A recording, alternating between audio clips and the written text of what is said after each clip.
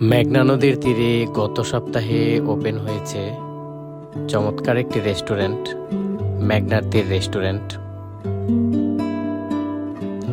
আজ ছুটির দিনে ছুটে গিয়েছিলাম ইলিশ আর হাঁসের মাংসের স্বাদ নিতে, কিন্তু অত্যন্ত দুঃখের বিষয় এতই জনাকীর্ণ ছিল যে প্রায় ঢুকাই যাচ্ছিল না।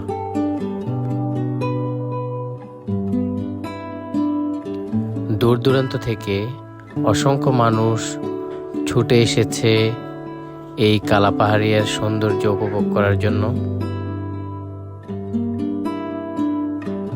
মেঘনা নদীর পাশে ভ্রমণের জন্য জায়গাটি ছিল অসাধারণ।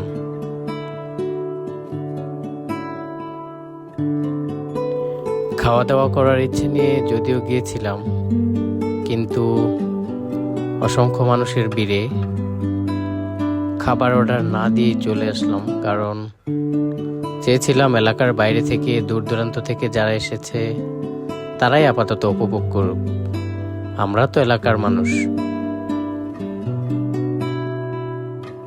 দাঁড়িয়ে থাকা মানুষগুলো ভিতরে প্রবেশ করার জন্য বা কিছু খাওয়ার জন্য অপেক্ষা করছিল।